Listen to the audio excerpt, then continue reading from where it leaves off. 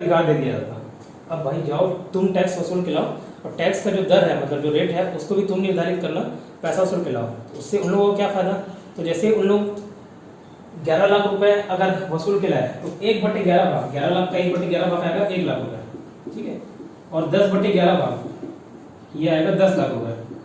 तो मतलब 10/11 भाग तुम हम लोग को देना, मतलब अंग्रेजी कंपनी को मिलेगा, और 1/11 भाग खुद रखना। तो उसमें जो मालिकाना हक था किसको प्रोवाइड कर दिया गया था, जमींदारों को, ठीक है। और टैक्स वसूलने का अधिकार ये जमींदारों के पास था। उसमें से 1/11 हिस्सा कौन रखेंगे, खुद जमींदार रखेंगे, और 10/11 हिस्सा किसको, कंपनी को देंगे। तो स्थायी बंदोबस्त लागू किया 1793 में। इसी को इस्तमरारी बंदोबस्त बोला जाता है। इस्तमरारी नाम लिख लो, इस्तमरारी, इस्तमरारी, इजारेदारी, इस्तमरारी, इजारेदारी, इस्तमरारी, इजारेदारी, स्थायी बंदोबस्त को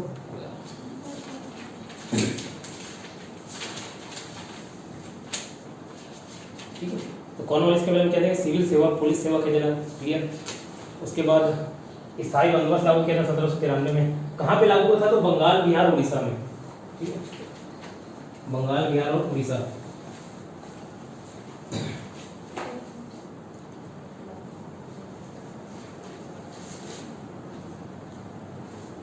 और ब्रैकेट में लिखना Calcutta presidency, Calcutta presidency, Calcutta presidency के अंतर्गत ही वो क्षेत्र आते थे।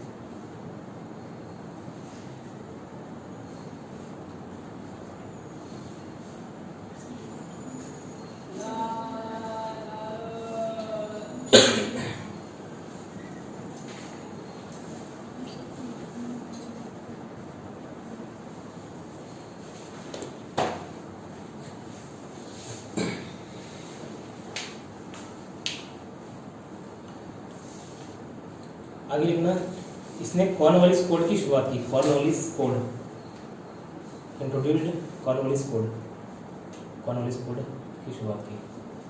कोड, कोड, CODE कोड, क्या रहता है इसमें? बता रहा हूँ कॉर्नवालिस कोड क्या रहता है, जो कि शक्ति के पृथक्करण सिद्धांत पर आधारित है। इसका इंग्लिश टर्मिनोलॉजी में भूल गया, शक्ति का पृथक्करण सिद्धांत, इसको बता दूंगा, उसके लिए ब्रैकेट खोलना। शक्ति के पृथक्करण सिद्धांत पर आधारित था, शक्ति के पृथक्करण सिद्धांत पर आधारित था, ठीक है। इसने कॉर्नवालिस कोड की शुरुआत की, इंट्रोड्यूस्ड कॉर्नवालिस कोड, जो कि किस पर आधारित था, शक्ति के पृथक्करण सिद्धांत पर आधारित था।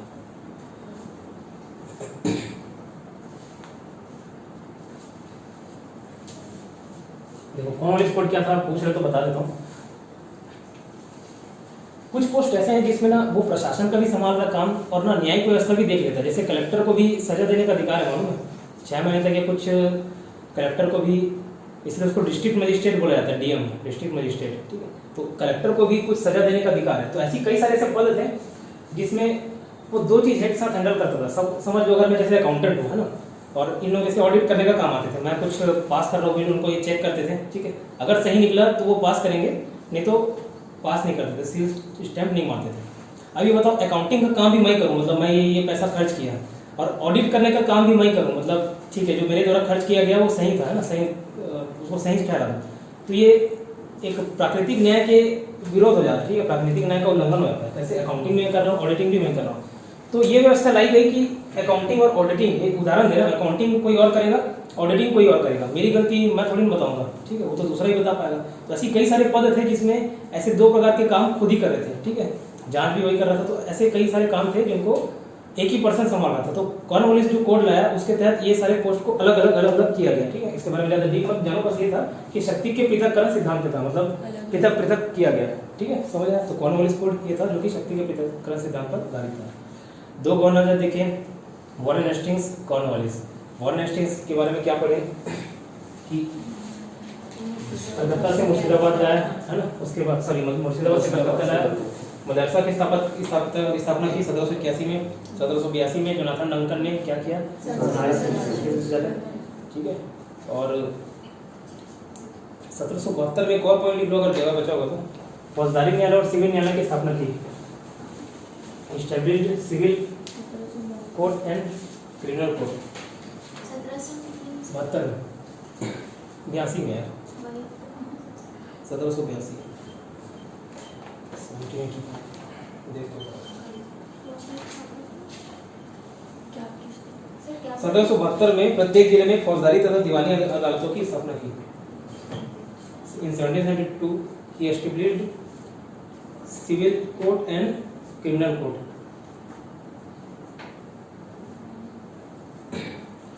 ठीक है, फिर आगे क्या पढ़े थे कि बर्क द्वारा उसके ऊपर महाभियोग लगाया गया था, है ना, महाभियोग को इम्पीचमेंट बोला जाता है।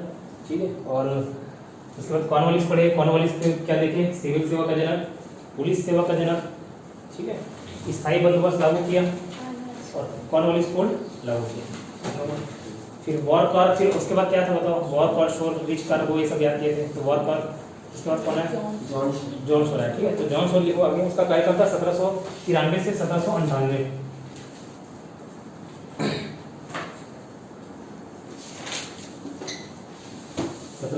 से 1798। इसके बारे में बस एक ही चीज याद रखना, इसने अहस्तक्षेप की नीति अपनाई। अहस्तक्षेप की नीति अपनाई। Introduce the policy of no intervention. Policy of no intervention, या इसी को नो इंटरवेंशन पॉलिसी भी बोला जाता है, लेसेस फेयर भी बोला जाता है। No intervention, introduce the policy of no intervention.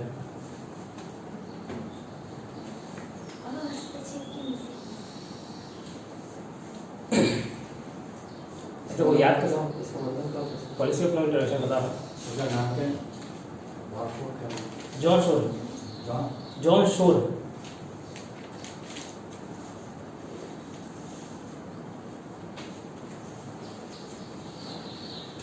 देखो याद कैसे करोगे, मैं बोला कि एक दो गवर्नमेंट जनरल पढ़ रहे हो तो आपको याद करने में कोई दिक्कत नहीं होगा। जब 40 के 40 एग्जाम पढ़ोगे, फिर जब पॉइंट्स पूछता है ना तो कंफ्यूज हो जाता है कि ये कौन किया।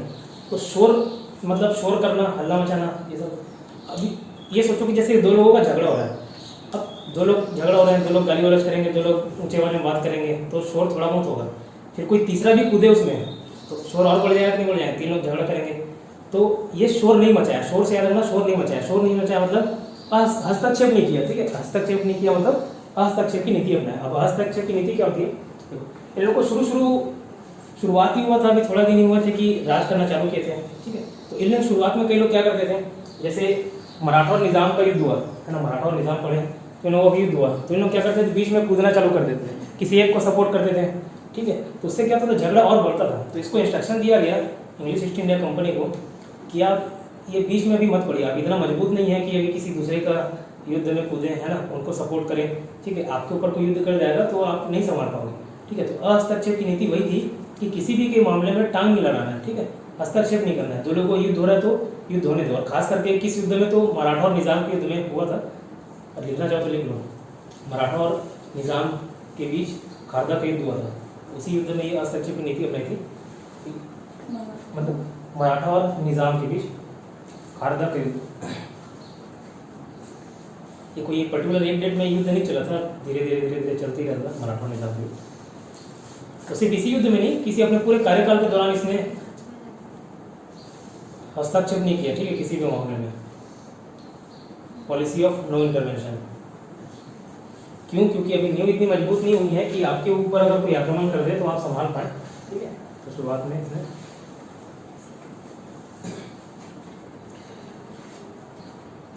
इसके बाद आगे लिखो, शोर के बाद कौन आता बताइए, रिच वॉर का शोर, रिच से रिचर्ड जॉर्ज। इसका कार्यकाल कौन था, कितना था कार्यकाल? 1805। ठीक है, 12/7/10 याद करते हैं। 12/7 12/75 72। ठीक है, तो 7 जोड़ोगे तो 98 से 1805।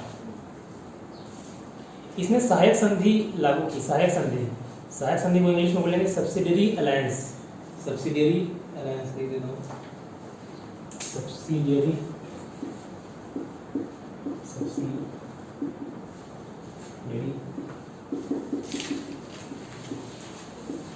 हिंदी वाले भी अगर टर्मिनोलॉजी लिखना चाहो ना तो लिख सकते हो, कोई नुकसान नहीं होगा आपको।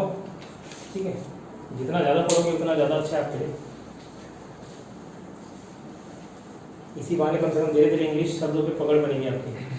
ठीक है, वो भी सब्सिडियरी अलायंस, सहायक संधि। सहायक संधि क्या था, थोड़ा सा एक्सप्लेन कर देता हूँ। इन लोग धीरे धीरे जिस दिन राज्यों पे कब्जा करते गए, ठीक है, जैसे हैदराबाद हो गया, मैसूर पे कब्जा किए है ना, मैसूर पे कब्जा किए 1799 में जब टीपू सुल्तान की मृत्यु हो जाती है तो वहाँ पे भी लोग सहायक संधि लागू किए थे। तो उसमें क्या होता था कि एक जो वोडेयार वंश हम लोग पढ़े थे ना मैसूर राज्य में, वोडेयार वंश, फिर उसको हटा के हैदर अली शासन करने लग जाता है। हैदर अली का बेटा रहता है टीपू सुल्तान। टीपू सुल्तान को मारने के बाद वोडेयार वंश का एक छोटा सा बच्चा रहता है, उसको वहाँ गद्दी पर बैठा दिया जाता है।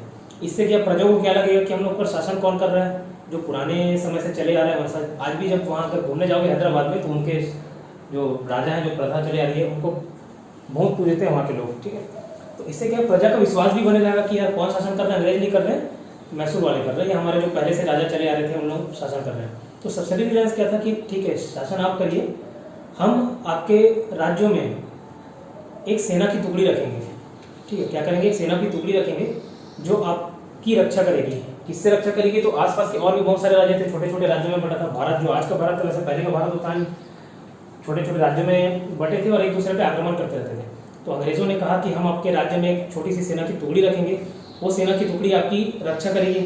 तो राज्यों ने बोला ठीक है, उसके बदले में हमको क्या करना पड़ेगा, आपको ये करना पड़ेगा कि ये जो सेना का खर्चा पूरा का पूरा आपको उठाना पड़ेगा, उनके खाने पीने रहने की सारी व्यवस्था और सैलरी कौन प्रोवाइड करेगा, आप करेंगे। तो शुरुआत में लगा कि यार ये तो बहुत अच्छा पॉलिसी है, लेकिन यहीं से धीरे धीरे अंग्रेज भारत पे नींव रखना चालू कर दिया। क्यों, देखो कोई युद्ध नहीं हो रहा है ना, अंग्रेज वैसे भी बोला था कि आधुनिक हथियार लेके आते थे, तो उसके डर में कोई युद्ध तो करता नहीं था, क्लियर। तो युद्ध होता नहीं था तो सैनिकों का यूज हो नहीं रहा है ना। मान के चलिए किसी कारण से अगर मैं इनको एक जैसे टीचर ही नियुक्त कर लेता हूँ यहाँ पे पढ़ाने के लिए, और इनको मैं पढ़ाऊँ नहीं और सिर्फ पैसा पैसा पैसा पैसा दूँ, तो मेरे लिए तो ये कोई काम की नहीं ना, नुकसान किसका, वो पूरा पैसा मेरे को देना पड़ गया। ठीक इसी प्रकार जब सब्सिडारी रिलायंस में साइन कर रहे थे वहाँ के राज्य, तो वहाँ सेना की थोड़ी सी टुकड़ी रखते थे, उसका पूरा खर्चा कौन उठाता था, वहाँ के जो भी प्रजा उसको अपनाई है, सहायक संधि लागू की है, ठीक है, वो खर्चा अपनानी थी। तो उससे अंग्रेजों का पैसा बचता था और नुकसान किसका होता था, जो भी सहायक संधि अपनाया है उसका नुकसान होता था, ठीक है। अंग्रेजों का क्या बेनिफिट था, थे तो उनके ही सेना, लास्ट में अल्टीमेटली कहीं भी युद्ध हुआ, जैसे देखो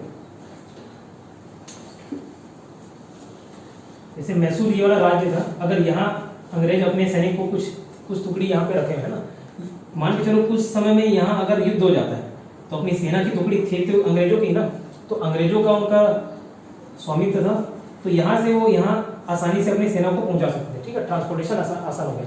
अगर मान के चलो अंग्रेजों की पूरा सेना यहाँ रहती तो यहाँ से यहाँ आने में थोड़ा सा टाइम लगता, लेकिन जगह जगह जगह जगह सब्सिडरी अलायंस रखने से इसकी सेना पूरे भारत में बढ़ गई थी। कहीं पे भी युद्ध हुआ तो आसानी से वो जो सेना थी उसको वहाँ भेजा जा सकता था। तो पहला काम ये हुआ। दूसरा, उसको खर्चा से जितने ज़्यादा सेना रखेंगे उतना ज़्यादा व्यय होगा, एक्सपेंडिचर होगा, तो उस एक्सपेंडिचर से भी बच गए कौन, अंग्रेज। तो जो राजा या महाराजा सब्सिडरी अलायंस पे साइन करते थे, सहायक संधि अपनाते थे, उनको उसका खर्चा वहन करना पड़ता था, ठीक है। तो सहायक संधि समझ आए, तो इसने सहायक संधि लागू की सब्सिडरी अलायंस। अब क्रम याद करना कि कौन कौन से राजाओं ने या कौन कौन से राज्यों ने लागू किया। तो इसके लिए एक ट्रिक मैं बनाया था, मैं इस तरीके से याद किया था, कोड लिखना, हम ताजा हैं आप बासी हैं, हम ताजा हैं आप बासी हैं, हम ताजा हैं आप बासी हैं। तो एक एक लाइन छोड़ के लिखना, ह से हैदराबाद, ह से पहला आपका प्रायोरिटी रहना चाहिए कि ये क्रम याद रहे, एज इट इज पूछा जाता है, क्रमानुसार बताइए सहायक संधि लागू करने वाले राज्य, हैदराबाद, ठीक है। वहाँ से मैसूर,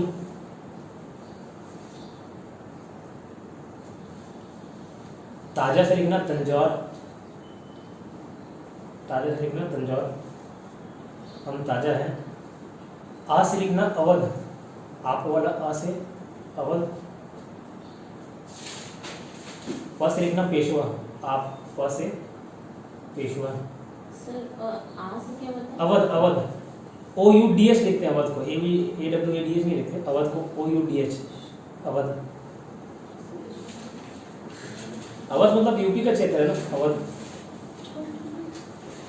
हम ताजा है, आप प से पेशवा लिखे, फिर ब से बरार एवं भोसले, बरार एवं भोसले।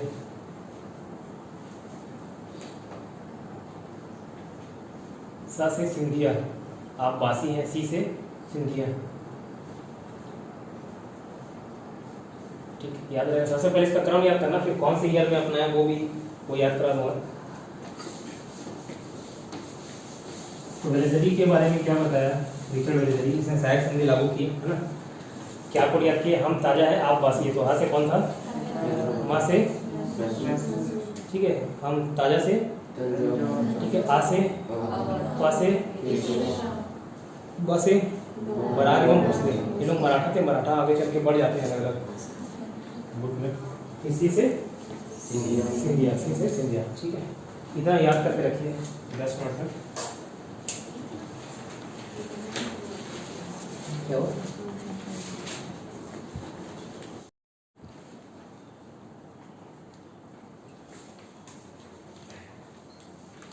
आपका शुभ नाम सर, आपका शुभ नाम चंद्रहास, ठीक है। तो सहायक संधि किसने लागू की थी, सहायक संधि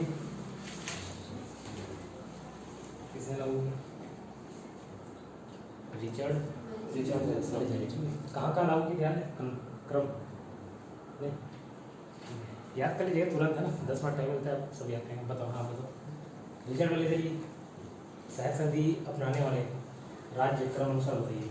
हैदराबाद, ठीक है, मैसूर, ठीक, तंजौर, हाँ, अवध, और के बाद आप पसे भोसले, पसे आप पेशवा, पेशवा, ठीक है, पसे बरार, भोसले, बरारे में घुसले, सिंधिया। सिंधिया, ठीक है। और बताओ, कलकत्ता से मुर्शिदाबाद तोशागढ़ को कौन स्थान देती है, मुर्शिदाबाद से कलकत्ता, पार्टी कौन लेगा, कौन की होगा, कौन की होगी, वॉरेन हेस्टिंग्स, ठीक है। कौन कौन से 2 कोर्ट का स्थापना किया न्यायालय का 1772 हर जिले में, सिविल कोर्ट, क्रिमिनल कोर्ट, ठीक है। कौन ने उसके ऊपर महाभियोग लगाया था सर बताइए,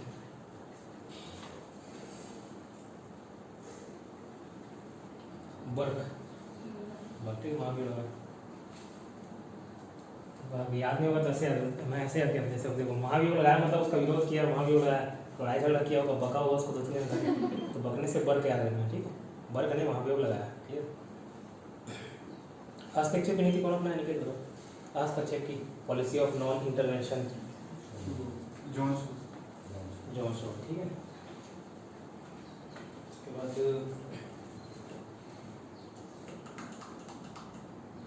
चलो ठीक है, वो जो हैदराबाद मैसूर लिखे हो ना उसके आगे सन लिख लो,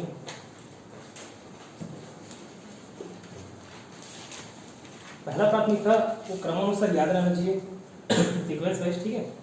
और उसके बाद ईयर को याद करने का प्रयास करना, लेकिन याद हो जाएगा आसान। हैदराबाद क्या लिखेंगे, 1798, 1798। फिर मैसूर देखो कब कब्जा किया था लास्ट, टीपू सुल्तान कब मरा था, 1799, तो मैसूर है 1799। मैसूर और तंजौर दोनों 1799, ठीक है, मैसूर और 1799 दोनों महीनों का फर्क है, उसको याद रखना ईयर। 1798 में हैदराबाद हुआ, मैसूर और तंजौर 1799, ठीक है। उसके बाद देखो 1799 हो गया, इसके बाद अवध और पेशवा आता है तंजौर के बाद। ए को हम लोग 1 से डिनोट करते हैं कभी भी, है ना, बी को 2 से, सी को 3 से, ऐसे रहता है। तो अवध अ ए 1, तो 1801 में क्या था, अवध और पेशवा एक साथ है, 1801 और 1801 दोनों। जैसे मैसूर और तंजौर 1798 है, वैसे अवध और पेशवा 1799 और 1799, वैसे अवध और पेशवा 1801 और 1801, क्लियर। तो हैदराबाद 1798, उसके बाद मैसूर 1799, मैसूर और कौन एक साथ है, मैसूर और तंजौर, मतलब 1799 हम ताजा है आप। ए से अब देखो, ए से 1 याद किया था, तो अवध अगर डायरेक्ट याद करना हो तो ए से 1 याद रखिए, तो 1801 में कौन के थे, अवध और पेशवा, क्लियर। उसका देखो बरार एवं भोसले, बी से बरार, तो ये 1802 होना चाहिए, लेकिन 2 ना होके 3 है, ठीक है। बी का 3 है, क्लियर, और सी का 4 है, सी से सिंधिया है, सिंधिया आगे लिखना, तो सी का 3 होना चाहिए, बट ये सी का 4 है, तो 1804, ठीक है। हैदराबाद 1798, मैसूर 1799, तंजौर 1799, मैसूर तंजौर दोनों एक साथ है। फिर अवध और पेशवा एक साथ है, 1801। फिर बी का याद रखना 3 है, बी का 3 है, बराबर 1803, सिंधिया का 1804, ठीक है। तो ये हो गया सहायक संधि। सहायक संधि क्या था बता दिया है ना, मतलब राज्यों के खर्चों पे कंपनी की सेना रहेगी। आगे लिखना पॉइंट, भारत में सहायक संधि, सहायक संधि की अवधारणा सर्वप्रथम फ्रांसीसी गवर्नर डुप्ले के द्वारा लाया गया था।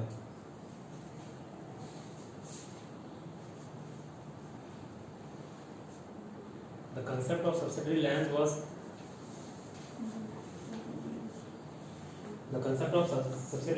alliance was introduced by फ्रांसीसी governor Dupleix, DUPLE, Dupleix for the first time, तो पहली बार डुप्ले ने लाया। अब एग्जाम में दो तरीके से क्वेश्चन पूछता है, सहायक संधि किसने लागू की, है ना, तो क्या बनोगे, वेलेस लगेगा, ठीक है। सर्वप्रथम इसकी अवधारणा किसने लाई, सर्वप्रथम किसने लाई, तो फ्रांसीसी गवर्नर डुप्ले। तो क्वेश्चन ध्यान से पढ़िएगा, फ्रांसीसी गवर्नर डुप्ले, ठीक है। ये खुद को बंगाल का शेर बोलता था, ठीक है, वेलेस बंगाल का शेर बोलता था। लिख लो, पॉइंट बोल देगा, किस गवर्नर जनरल ने अपने आप को बंगाल का शेर कहा, तो वेलेस।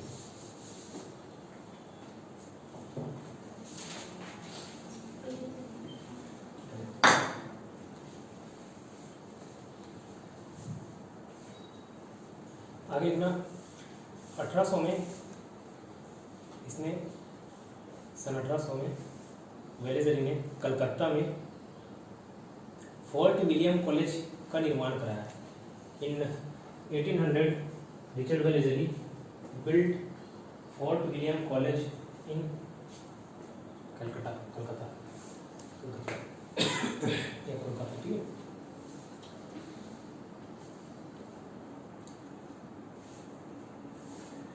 तो फोर्ट विलियम कॉलेज किस लिए निर्माण करा था बता देता हूँ, उसको लिखना मत। जैसे यहाँ CGPSC निकालोगे तो आपको निमोरा भेजते हैं ट्रेनिंग के लिए, रायपुर में जगह है निमोरा, वहाँ भेजते हैं।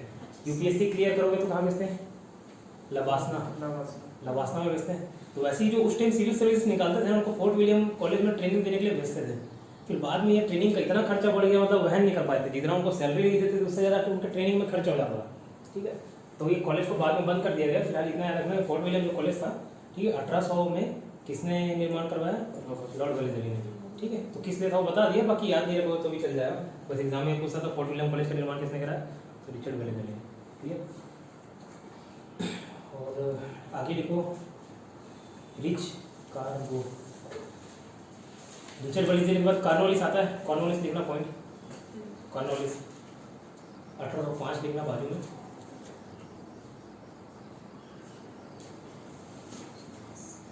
इसकी तुरंत मृत्यु हो जाती है, ठीक है, बस कोई मृत्यु हो जाती है, बस यही लिखना है। इसके आगे नेक्स्ट पढ़ना, रिच कार्गो से जाना से जॉर्ज बॉर्लो आता है, जॉर्ज बॉर्लो, तो उसके आगे लिखो जॉर्ज बॉर्लो।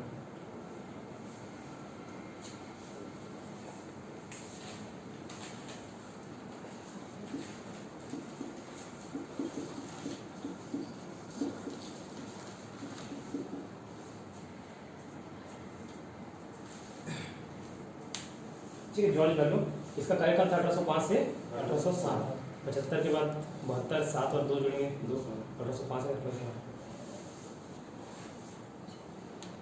इसको तो बस से बार्लो, बस से बेल्लोर कर याद कर सकते हो। बेल्लोर कहाँ है मालूम, कहाँ है बेल्लोर, साउथ इंडियन तरफ है कहीं पे, है ना, चेन्नई वगैरह में, चेन्नई तमिलनाडु है क्या, ठीक है, तमिलनाडु में।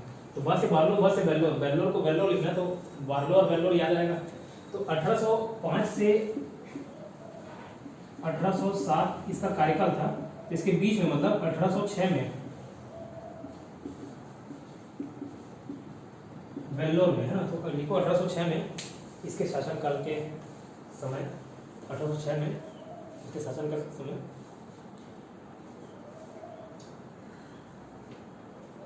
वेल्लोर में सिपाही विद्रोह हुआ। 1806 में वेल्लोर में सिपाही विद्रोह हुआ।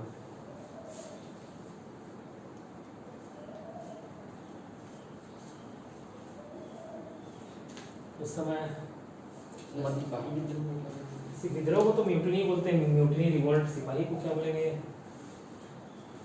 एग्जैक्ट टर्म उसका बता दूंगा बाद में, ब्लैंक छोड़ देना, ठीक है। म्यूटिनी या रिवॉल्ट बोलते हैं विद्रोह को।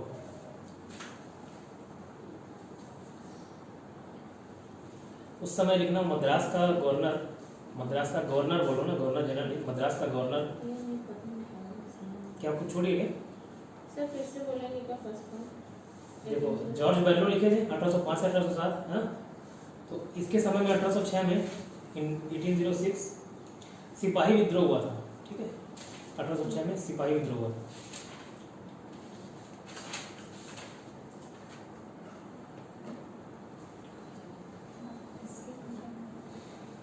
ठीक, 1806 में सिपाही विद्रोह हुआ वेलोर में। उस समय लिखना, उस समय मद्रास का गवर्नर विलियम बेंटिक था। आगे विलियम बेंटिक आता है ना, बेंटिक BMW से आपके बी से बेंटिक है ना, तो वही विलियम बेंटिक था। तो मद्रास का गवर्नर, उस समय मद्रास का गवर्नर विलियम बेंटिक था। विलियम बेंटिक था। अभी विद्रोह हुआ क्या था देखो, सुनो। पहले क्या है, टीका वगैरह लगाते थे, और अभी टीका लगाना तो भी प्रश्न में है। पहले भी टीका लगाते हैं, और कान में लड़के भी बाली पहनते हैं। तो ज़्यादातर सब सैनिक लोग बाली वगैरह पहनते थे। तो मद्रास का गवर्नर था, गवर्नर जनरल।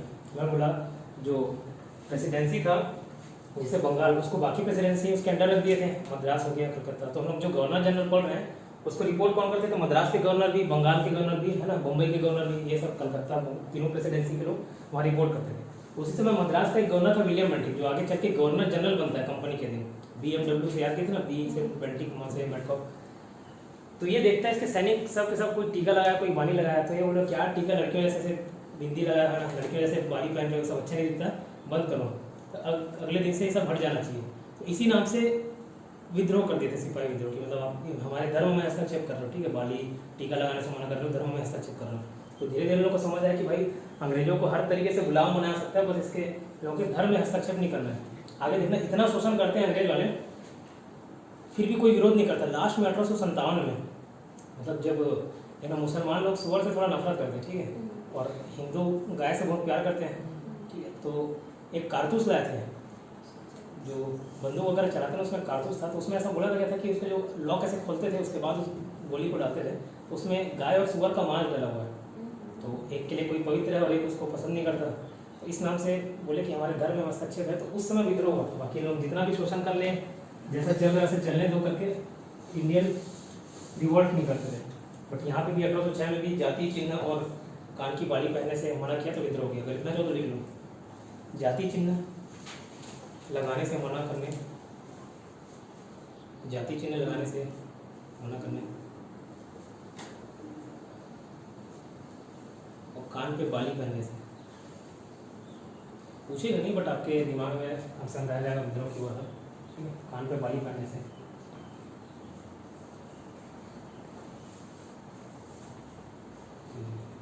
इसके बारे में बस इतना याद रखना है।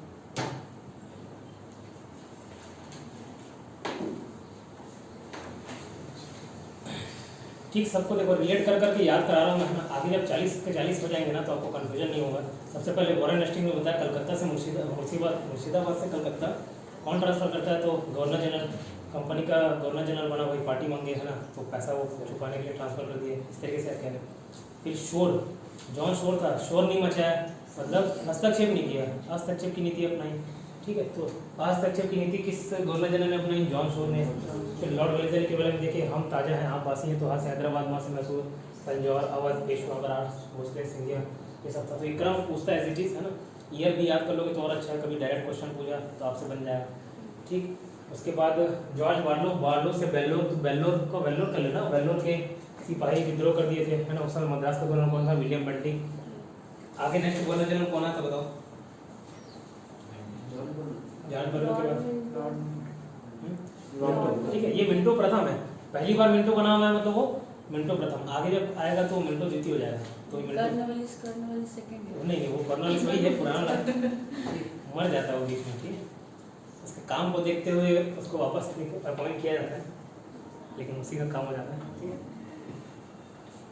बार्लो के बाद मिंटो, ठीक है, लॉर्ड मिंटो लिखो ना, मिंटो।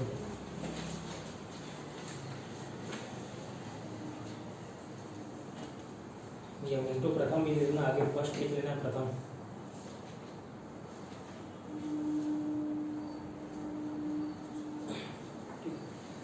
जब भी मैं कार्यकाल बोलूँ ना तो कार्यकाल देखो दो वर्ड होते हैं, इसका ऋण होता है REIT है, लेकिन ऋण क्या है शासकों के लिए यूज किया जाता है जो राजा महाराजा शासन कर रहे हैं। और एक होता है टेन्योर।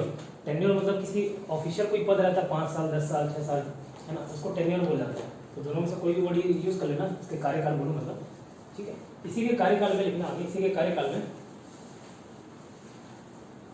अंग्रेजों एवं महाराजा रणजीत सिंह के बीच अमृतसर की संधि हुई थी।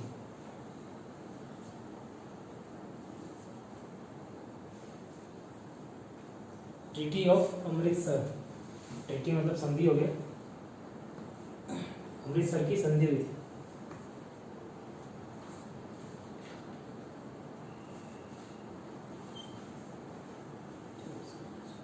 ब्रैकेट में लिखना मध्यस्थता या मीडिएटर कौन था, मध्यस्थता चार्ल्स मेटकॉफ।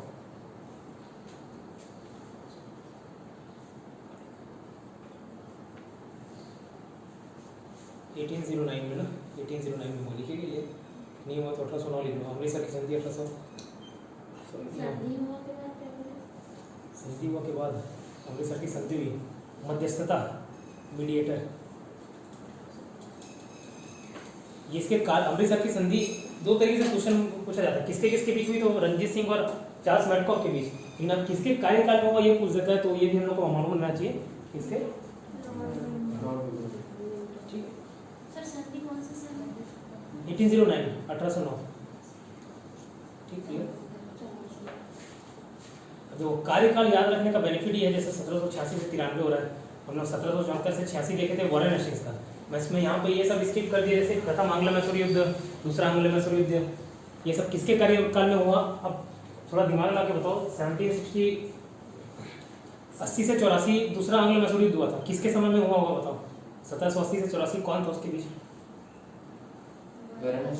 वॉरेन हेस्टिंग्स था। तो उसको लिखाने की अलग से जरूरत है क्या? नहीं है ना, उससे उसका कोई लेना देना नहीं है, लेकिन एग्जाम में एज इट इज पूछा जाता है कि भाई किसके शासन काल में हुआ था, तो वॉरेन हेस्टिंग्स काल में। अब तीसरा युद्ध पूछूं 90 से 92 तो किसके काल में हुआ वो बताओ। कॉर्नवालिस में 86 से 93 होता, इसलिए उसको नहीं लिखा है। ठीक है, 1799 में टीपू सुल्तान की मृत्यु हुई, किसके समय में हुई होगी? लॉर्ड रिचर्ड वेलेस्ली है ना, रिचर्ड वेलेस्ली। तो ये इसका बेनिफिट है, तो ईयर को याद रखना कंपलसरी है, इससे बाकी सारे फैक्ट्स आपको याद हो जाएंगे किसके शासनकाल में हुआ था। ठीक है, तो वैसे ही 1809 में चार्ल्स मेटकॉफ और रणजीत सिंह के बीच अमृतसर की संधि होती है। ठीक है, अब किसके समय में पूछने से तो मिनटो। ठीक है, याद आएगा। मिनटो के बाद आता है आपका चंद मिनटों में मकाम पे पहुंच जाते हैं मार्क हेस्टिंग्स। वो वॉरेन हेस्टिंग्स अलग है, ये मार्क हेस्टिंग्स अलग है, इसको लिखना है मार्क हेस्टिंग्स।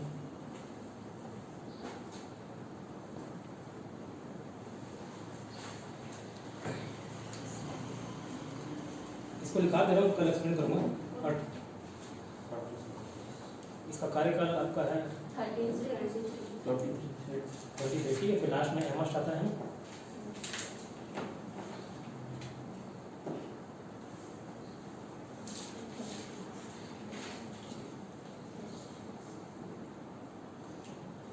इसके समय में 1814 से 16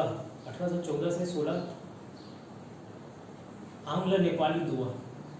1814 से 1816 14 से 16 आंग्ल नेपाल युद्ध, एंग्लो नेपाल वॉर, जिसमें नेपाल का शासक अमर सिंह थापा सरेंडर कर दिया ना, आत्मसमर्पण कर दिया। नेपाल अमर सिंह थापा सरेंडर। और 1816 में संगोली की संधि हुई। संगोली, अमर सिंह थापा नेपाल का।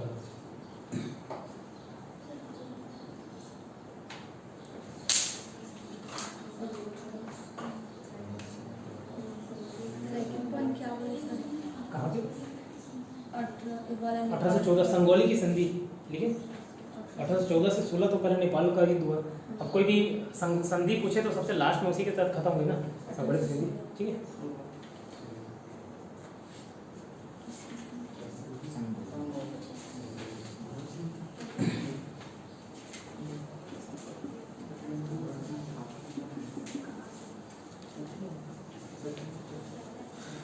कुछ छूटा क्या? छूट गया? सर संधि किसके बीच हुआ था? संगोलों की संधि अंग्रेज और नेपाल के बीच, ठीक है। स्पेसिफिक किसी पर्सन का नाम मेंशन नहीं है। तो संगोलों की संधि के साथ आंग्ल नेपाल युद्ध खत्म होता है, ठीक है। अब नेपाल के साथ क्यों युद्ध लड़े? तो नेपाल देखना हिमालय के गोद में बसा हुआ है ना, पूरा हिमालय का, तो इतना बेहतरीन प्लेस है, ठीक है, पहला। और दूसरा कारण, नेपाल के ऊपर तिब्बत, जानते हो ना तिब्बत, दलाई लामा वाले तिब्बत, इस पर चाइना का कब्जा भी है ना। तो यहाँ से ट्रेड करने के लिए अंग्रेजों को क्या, अंग्रेज पूरे उत्तर भारत में तो फैल चुके थे, इधर बंगाल वाला एरिया यहाँ फैल चुके थे, ठीक है। मुगल बादशाह को भी हरा दिए थे, तो मुगल बादशाह, तो ये वाले एरिया में अंग्रेज थे। लेकिन यहाँ से यहाँ व्यापार करना पड़ता था ना, तो बीच में कौन आ जाते थे? नेपाल के शासक आ जाते थे। तो नेपाल और अंग्रेजों के बीच इस वजह से लड़ाई होती रहता था, ठीक है। इसके बीच एक तो पहला ट्रेड नहीं होने देते थे आसानी से, तो अंग्रेज बोले कि अगर यार नेपाल को हम लोग हरा दें तो फिर आसानी से हम लोग ट्रेड कर पाएंगे, कहाँ? तिब्बत से, ठीक है, तिब्बत चाइना में। तो ये नेपाल का अमर सिंह थापा था, शुरुआत में अच्छा टक्कर दिए, बट लास्ट में हम लोग हार गए, ठीक है। तो इस वजह से युद्ध हुआ था 1814 से 1816। तो एग्जाम में दो फैक्ट पूछे जाते हैं, एक तो नेपाल युद्ध कब हुआ, तो 1814 से 1816, और दूसरा किस संधि के तहत समाप्त हुआ। तो संधि को कैसे देखो, सा से 16, सा से संगोली, सा से 16, सा से संगोली, ठीक है, लिख लेना, याद रखना। संगोली की संधि कब हुई? तो 1816। तो ये नेपाल हिमालय को पाने के लिए सब लड़ाई झगड़ा होता था, ठीक है, ताकि तिब्बत से आसानी से व्यापार कर सके। तो 1814 से 1816 नेपाल का भी। उसके आगे लिखो, इसने पिंडारियों का दमन किया, ही सप्रेस्ड पिंडारीज, ही सप्रेस्ड पिंडारीज, पिंडारियों का दमन किया। He completely destroyed Maratha power, Maratha शक्तियों का अंत किया, पूरी तरीके से अंतिम रूप से अंत किया। सर ये completely, he completely destroyed Maratha power,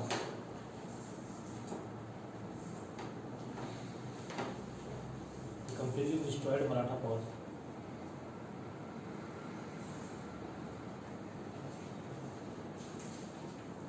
और पिंडारियों का दमन किया, पिंडारियों का दमन किया, इसके समय में 1822 में टेनेंसी एक्ट पारित हुआ, काश्तकारी अधिनियम, काश्तकारी, हिंदी में लिखना काश्तकारी, इंग्लिश में लिखना टेनेंसी एक्ट, काश्तकारी एक मिनट लिख देना, काश्तकारी अधिनियम, अधिनियम मतलब एक्ट हो गया, अधिनियम बोलते हैं टेनेंसी एक्ट।